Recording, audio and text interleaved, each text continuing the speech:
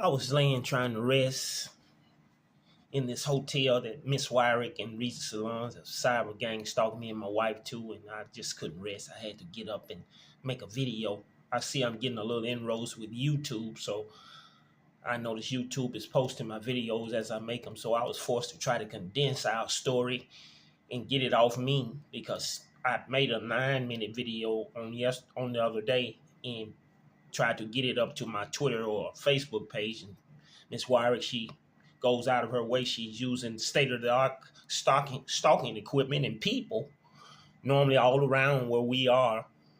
They contact the hotel people, beat us there as they're stalking us. They got their apparatuses in every city we've gone in since we've graduated. Their cosmetology school there in Jackson, Tennessee. I graduated 11/11/2014. My wife graduated 1/27/2015.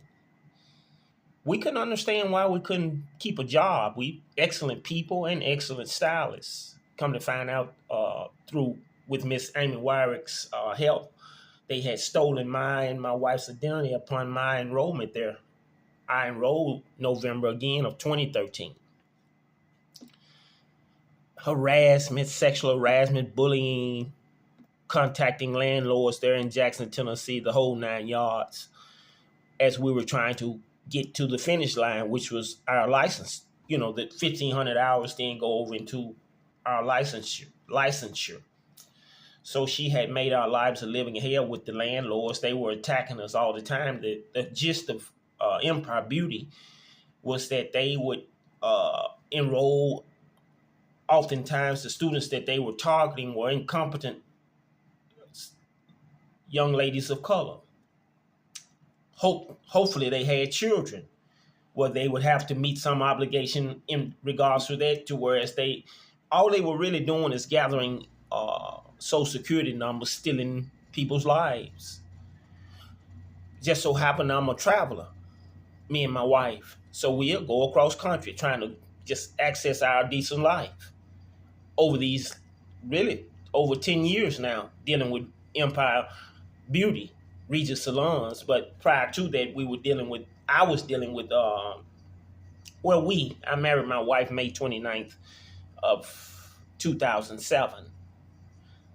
I had fled Memphis. I had been gang stalked out of Memphis. I couldn't wonder why I never could get a break there in Memphis. I had a brother, Tony Gilmore Charles. He was killed in 2013. But as Miss Wyrick was a prosecuting attorney there in Memphis, Tennessee, like so many others, she had her forensics people to write it up as though he had committed suicide at 29 years old. We've never had no suicide in the Charles family. Show you how this is more of Miss Wyrick's treachery. I didn't know of Miss Wyrick at the time, but I do know that my brother back in, I think I was 16 or 17, and I used to hang out. I used to attend NYSP summer youth program there at Southwestern. It was then Southwestern, now it's Rhodes College.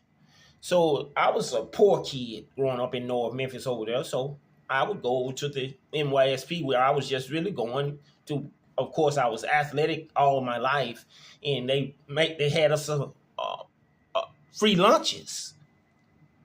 So my mother was a single parent. I was the last of 5 children. I am the last of 5 children. And so I was poor, and food is necessary for growing boys, girls, all of us. So fast forward to this infamous night when I was in high school now. I looked up, it was a Billy Russell and another guy from Rhodes Southwestern, then Southwestern, over at our door, banging on my door. My brother Tony was next door.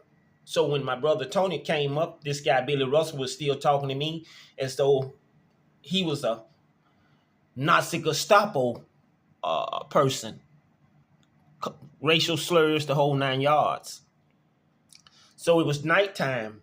He had another guy with him and he had a stick in his hand. My brother stabbed him and he came very near to death. So My brother ran, the guy chased him, and then they got in the car and they left. So we didn't know nothing. I didn't know he had stabbed him. Tony didn't tell me. I guess I was too young to know of these things. Bill Gibbons was the district attorney then, and I think his top assistant DA was Chris Kraft, who's now the head judge down there. So we looked up, and they had subpoenaed. Of course, they had subpoenaed my brother Tony to court, and they was trying to get him for attempted murder, I think. So the state had prepared the matter for a jury trial. So we just over there in North Memphis trying to have a piece of bologna to eat.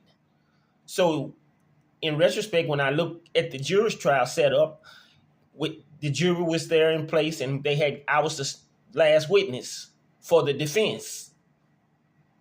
The prosecution had put on their witnesses or whatever. I don't know. I think it was Billy Russell and maybe the other guy.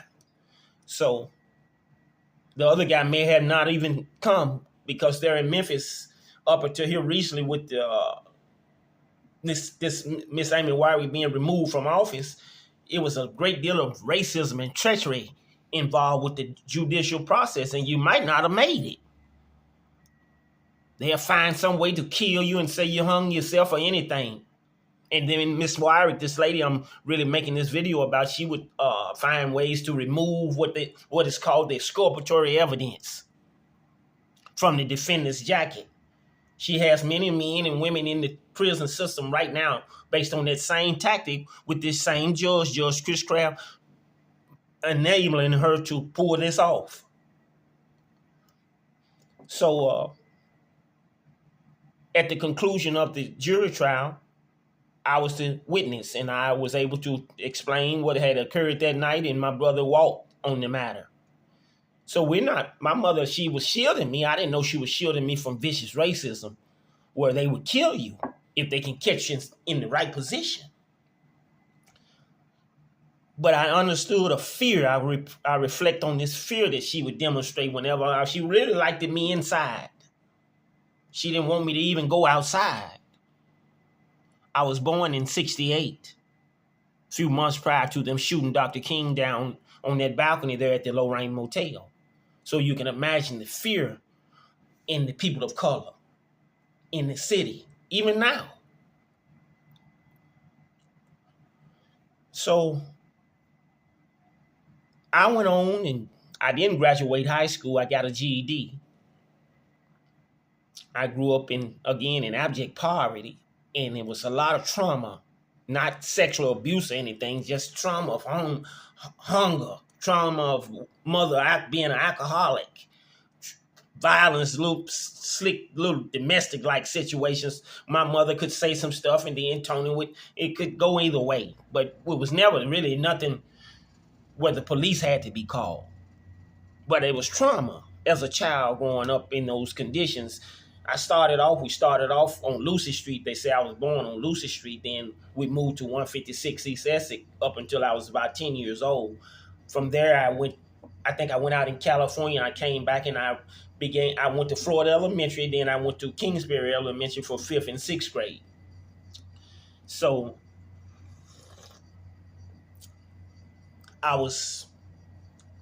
to say that I had a normal childhood would be stretching reality in retrospect. So my brother stabbed the guy, and I was able to beat him out, and I went on to high school over there. I went to junior high, Cypress Junior High, and I went to Northside High School. Unbeknownst to me, behind me beating that matter for my brother, this district attorney office had a personal vendetta out against me, and they stalked me everywhere I went, calling into all my jobs. Anywhere I was going to try and improve my life, they called. So I ended up in